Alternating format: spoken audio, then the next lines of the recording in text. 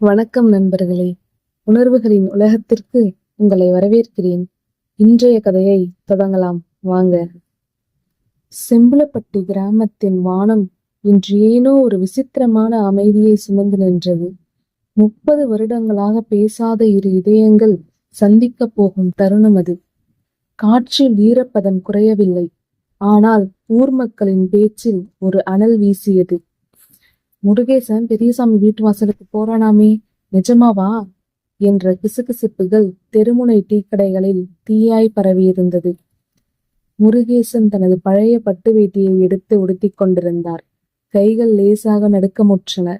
கண்ணாடி முன் நின்று தன் நரைத்த முடியை சரி செய்த போது அவருக்கு தன் உருவம் தெரியவில்லை.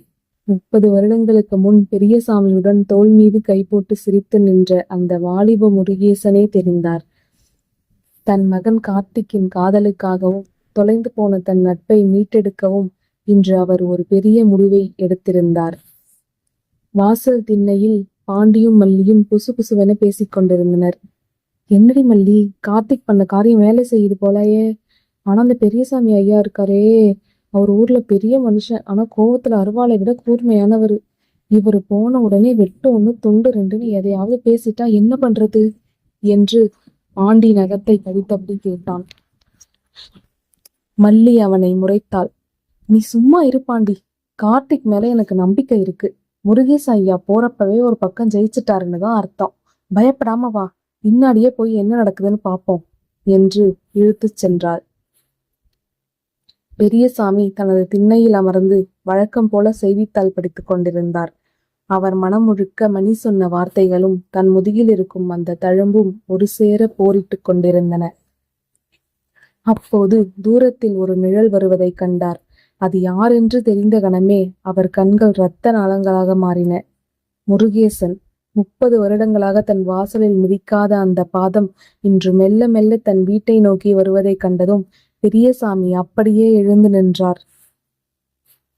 மணி, ஏய் மணி, வெளியே வாடா, உன் தங்கமான மனுஷன் வரான் பாரு என்று சிம்ம குரலில் கத்தினார்.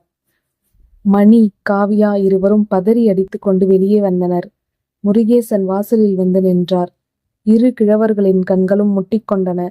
ஒரு பக்கம் எரிமலை போன்ற கோபம், மறுபக்கம் ஒரு கடல் போன்ற குற்ற உணர்வும் பாசமும்.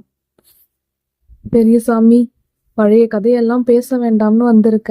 நம்ம பிள்ளைகளுக்காக என்று முருகேசன் தழுதழுத்த குரலில் தொடங்கினார். ஆனால் பெரியசாமி குறுக்கிட்டார். பிள்ளைகளுக்காகவா? இல்ல உன் பழைய திருட்டுத்தனத்தை மறைக்கவா? முருகேசா, உனக்கு எவ்வளவு தைரியம் இருந்தா என் வீட்டு வாசல்ல வந்து நிப்ப? என் முதுகுல நீ போட்ட வெட்டு இன்னும் ஆறலடா. அந்த ரத்த வாடை இன்னும் என் வீட்டுல வீசுது. இன்னைக்கே எதை வச்சு நீ நியாயம் பேச வந்திருக்க? போயிடு, நான் அருவாளை தூக்கறதுக்குள்ள ஓடி போயிடு என்று பெரியசாமி கர்ஜித்தார். முருகேசன் அசையவில்லை. அவர் கண்கள் குளமாகி இருந்தன. பெரியசாமி, நீ என்ன வெட்டுனாலும் சரி, குத்துனாலும் சரி, ஆனா நான் பேச வந்ததை மட்டும் கேட்டுடு. அன்னைக்கு ஏரிக்கரையில நடந்தது என்னன்னு உனக்கு முழுசா தெரியாதுடா என்று மெதுவான குரலில் தொடங்கினார். என்ன தெரியாது? என் நிலத்தை அபகரிக்க பார்த்தது பொய்யா? என் முதுகுல வெட்டுனது பொய்யா? ஊர் பஞ்சாயத்துல என்ன அனாதைன்னு சொன்னது பொய்யா? இதுக்கெல்லாம் என்ன விளக்கம் வச்சிருக்கிற நீ என்று பெரியசாமி திண்ணையிலிருந்து இறங்கி வந்து முருகேசன் சட்டையை பிடித்தார். முருகேசன் பதறினார். இல்ல பெரியசாமி, அன்னைக்கு நடந்தது வேற. யாரோ ஒருத்தர் போட்ட சதியில நாம 2 பேரும் சிக்கிட்டோம். நான் உன்னை ஏமாத்தலடா என்றார். மணி ஓடி வந்து தடுக்க பார்த்தான். ஆனால் முருகேசன் கை காட்டி அவனை தடுத்தார். அவன் பிடிக்கட்டும் மணி, என் நண்பனுக்கு என் மேல இருக்கிற கோபம் தீரணும்னா அவன் என்னை அடிக்கட்டும். பெரியசாமி, அன்னைக்கு உன்னை அனாதன்னு சொன்னது நான் இல்லடா. அந்த தாசில்தார் ஆபீஸ்ல வேலை பார்த்தாரே ஒருத்தர், அந்த மாணிக்கம், அவரோட சூழ்ச்சி அது. உன்னை நிலத்தை விட்டு துரத்துனா அந்த நிலத்தை அவருக்கு குறைஞ்ச விலைக்கு பேசலாம்னு அவர் போட்ட திட்டம். அவர் கொடுத்த பொய்யான ஆவணங்களை நான் மாத்த போய் தான் நான் உன்னை ஏமாத்துறதா நீ தப்பா நினைச்சுக்கிட்ட என்றார் முருகேசன். பெரியசாமி சிரித்தார். அப்போ என் முதுகுல விழுந்த வெட்டு அதுவும் அந்த மாணிக்கம் போட்டதா? முருகேசன் தலையை குனிந்து கொண்டார். இல்ல, அது நான் போட்டதில்லை பெரியசாமி. அதுதான் தாசில்தார் ஆபீஸ்ல வேலை பார்த்தாருல மாணிக்கம், அவருடைய கையாளுங்க போட்டதுதான். உன்னை காப்பாத்துறதுக்காக தான் ஹாஸ்பிட்டல் தூக்கிட்டு போனேன். ஆனா நீ மயக்கத்துல இருந்து எழுந்து பார்த்து நான் தான் உன்னை வெட்டிட்டேன்னு சொல்லி கத்த ஆரம்பிச்சிட்ட.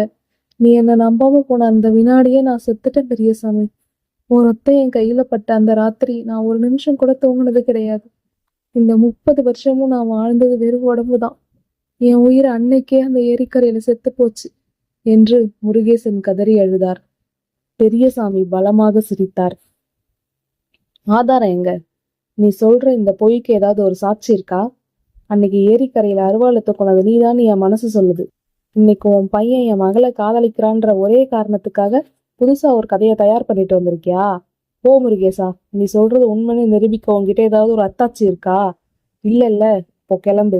இனிமே இந்த வாசல்ல உன்னை பார்த்தா நான் மனுஷனா இருக்க மாட்டேன் என்று கர்ஜித்து விட்டு உள்ளே சென்றார். முருகேசன் நிலை குலைந்து நின்றார். ஆனால் மணியண்ணன் குறுக்கே வந்தான். நில்லுங்கப்பா. மணியின் குரலில் இருந்த அதீத உறுதி பெரியசாமியை தடுத்து நிறுத்தியது. ஆதாரம் இல்லாம மாமா இங்க வரலப்பா.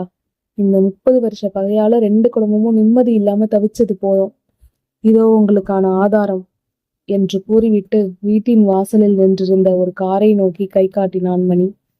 காரிலிருந்து தள்ளாடியபடி வயதான ஒருவர் இறங்கினார். அவர் வேறு யாரும் அல்ல, அந்த பழைய பஞ்சாயத்து எழுத்தர் பெரியசாமி தாத்தா. அவரை பார்த்ததும் பெரியசாமியின் முகம் மாறியது. தாத்தாவா? இவர் எங்க இப்போ என்று பெரியசாமி வியப்புடன் கேட்டார். மணியண்ணன் தொடர்ந்தான். ஆமாப்பா, நீங்க ஆதாரத்தை கேட்பீங்கன்னு எனக்கு தெரியும். அதனாலதான் நேத்தே இவரை போய் பார்த்து உண்மையை சொல்ல சொல்லி அழைச்சிட்டு வந்தேன். தாத்தா, அன்னைக்கு ஏரிக்கரையில என்ன நடந்ததுன்னு இவர்கிட்டயே சொல்லுங்க.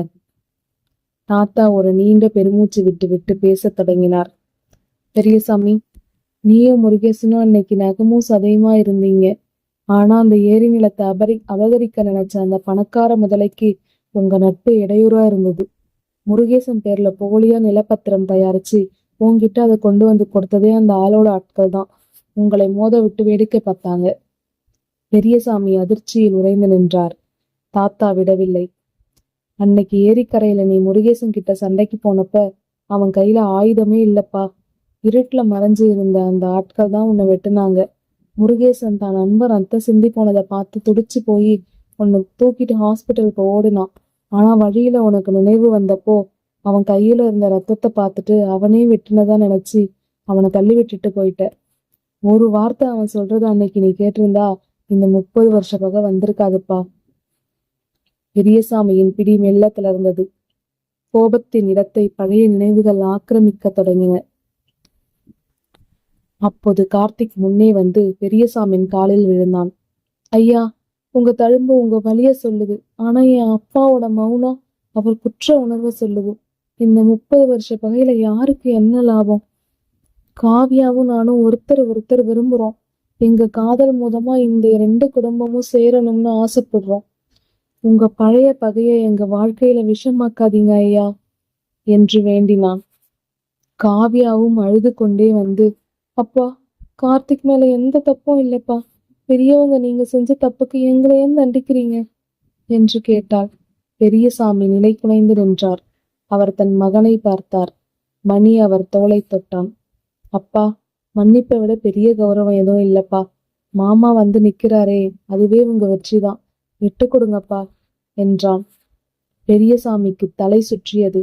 30 வருடங்களாக தான் சுமந்து வந்த கோபம், ஆத்திரம் எல்லாம் ஒரு நொடியில் அர்த்தமற்றதாக மாறிப்போனதை உணர்ந்தார். அருகில் நின்ற முருகேசனை ஏறிற்று பார்த்தார். அந்த நண்பனின் கண்களில் துரோகம் இல்லை, மாறாக 30 வருட வழிதான் தெரிந்தது. மணியண்ணன் மெல்ல சொன்னான். அப்பா, மாமா உங்க மேல இருந்த பாசத்தாலதான் நண்பனே நம்மள சந்தேகப்பட்டுட்டானேன்ற வேதனையில இவ்வளவு நாள் மௌனமா இருந்திருக்காரு. அவர் தப்பு செய்யலப்பா. பெரியசாமியின் கண்கள் கலங்கின. மெல்ல நடந்து சென்று முருகேசனின் கைகளை பற்றி கொண்டார். முருகேசா, என்ன மன்னிச்சிருடா. 30 வருஷமா ஒரு பொய்ய நெஞ்சில சுமந்துட்டு உன்னை எதிரியா நினைச்சிட்டேனே. என்ன மன்னிச்சிருடா நண்பா என்று கதறி அழுதார்.